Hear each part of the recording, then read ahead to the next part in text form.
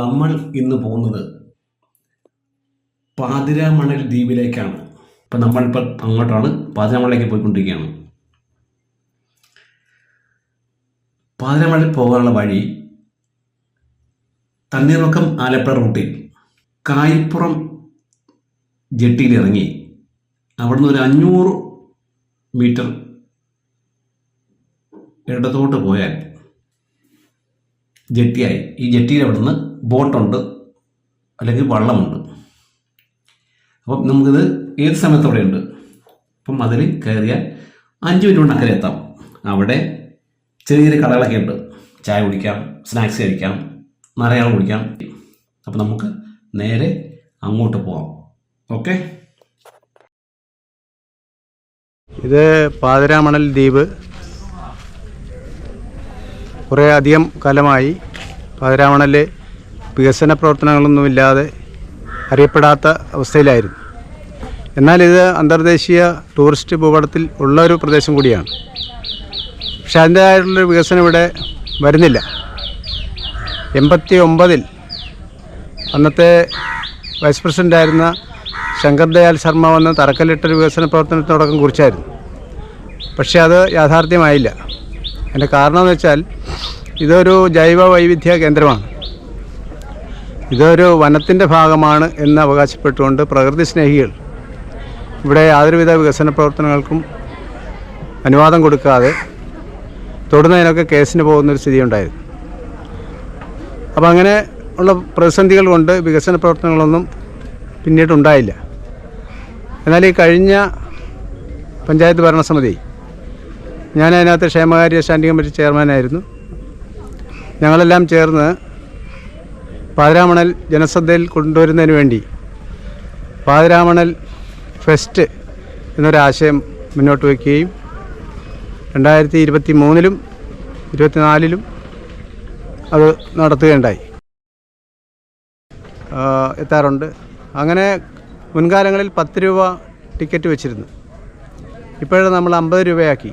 കാര്യമെന്ന് വെച്ചാൽ ഇവിടെ കുട്ടികളുടെ പാർക്ക്, അതുപോലുള്ള അത്യാവശ്യ ടൂറിസ്റ്റുകൾക്ക് വന്നാൽ എന്തെങ്കിലുമൊക്കെ കുട്ടികൾക്കാണെങ്കിലും അവർക്ക് രസിക്കാനുള്ള കാര്യങ്ങളൊക്കെ ഏർപ്പെടുത്തി ആ ടൂറിസ്റ്റുകളെ ആലപ്പുഴയിൽ നിന്നും ബോട്ടിൽ കയറ്റി കുട്ടനാടിൻ്റെ വിവിധ പ്രദേശങ്ങളിൽ ഉള്ള കാഴ്ചകൾ, കായൽ കാഴ്ചകളൊക്കെ കണ്ട് നമ്മുടെ ആർ ബ്ലോക്ക് എന്ന് പറയുന്ന ഭാഗം, സി ബ്ലോക്ക്, അതുപോലുള്ള സ്ഥലങ്ങളിലേക്ക് കൊണ്ടുപോയി ഉച്ചയോടുകൂടി അവിടെയൊക്കെ നാടൻ കള്ള് ഷാപ്പുകളുണ്ട്.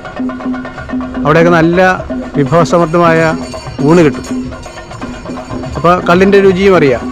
കാര്യം നാടൻ കള്ള് എന്ന് പറഞ്ഞാൽ അത് മറ്റെങ്ങും കിട്ടില്ല.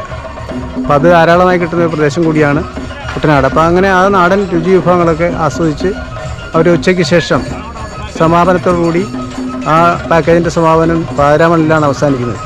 അപ്പോൾ പാതിരാമണലിൽ വരുന്നവർക്ക് ഇപ്റ്റ എന്ന് പറയുന്ന നാടൻ കലാസമിതി, നാടൻ പാട്ടുകളൊക്കെ ഭംഗിയായി അവതരിപ്പിക്കുന്ന കലാസമിതിയായിട്ടൊരു എഗ്രിമെൻ്റ് ഉണ്ടാക്കിയിട്ടുണ്ട്. അവരുടെ കലാകാരന്മാർ അത്തരം പരിപാടികൾ ഈ ആംഫി തിയേറ്ററിൽ അവതരിപ്പിക്കും. അവർക്ക് അത് കണ്ട് ആസ്വദിക്കുന്നതിനും നമ്മുടെ നാട്ടിലെ തൊഴിലാളികൾ ഉണ്ടാക്കുന്ന കരകൗശല വസ്തുക്കൾ അവർക്ക് വാങ്ങാനുള്ള അവസരമുണ്ട്.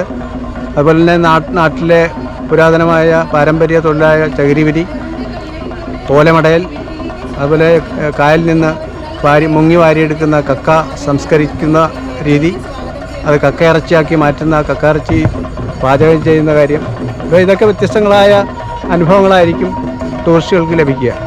അപ്പോൾ അത്തരം ഒരു ഐഡിയയാണ് ബഹുമാനപ്പെട്ട മന്ത്രി മുന്നോട്ട് വെച്ചത്. അതിൻ്റെ ഉദ്ഘാടനമാണ് ഇന്നിപ്പോൾ ഇവിടെ നടക്കുന്നത്. അതിനുവേണ്ടി ധാരാളം ആളുകൾ വെളിയിൽ നിന്ന് വന്നുകൊണ്ടിരിക്കുക.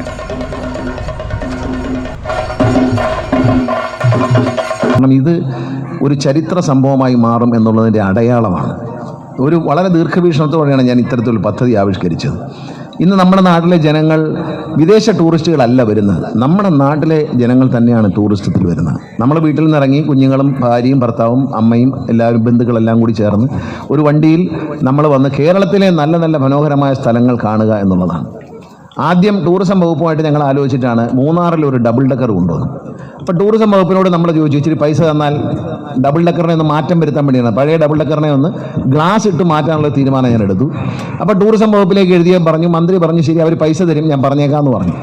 പക്ഷെ ഞങ്ങൾ വിളിക്കുമ്പോൾ ഉദ്യോഗസ്ഥന്മാർ അവസാനം ചോദിക്കുന്നത് വെച്ചാൽ ഇതിൻ്റെ ലാഭം ആരൊക്കെ പങ്കുവയ്ക്കും, ഇതിനെ ആര് ബ്രാൻഡ് ചെയ്യും, ഇതിൻ്റെ ഞങ്ങളെങ്ങനെ ബ്രാൻഡ് ചെയ്യണം എന്നൊക്കെ. അവസാനം ഞാൻ എൻ്റെ KSRTC CMD ഞാൻ പറഞ്ഞ് അവരെ പൈസയും തേങ്ങയൊന്നും വേണ്ട, നമ്മളങ്ങ് പണിയുവാന്ന് പറഞ്ഞു. അങ്ങനെ നമ്മുടെ പൈസ എടുത്ത് 33 ലക്ഷം രൂപയ്ക്ക് ചിലവഴിച്ച് നമ്മളിതിനെ മനോഹരമായിട്ട് അങ്ങ് പണിതു. ഇതിനെ മൂന്നാറിൽ കൊണ്ടിറക്കി.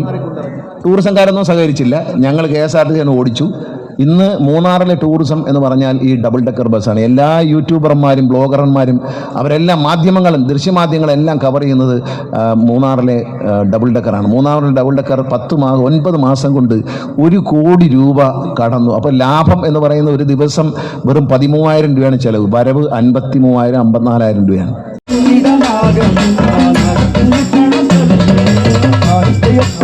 ും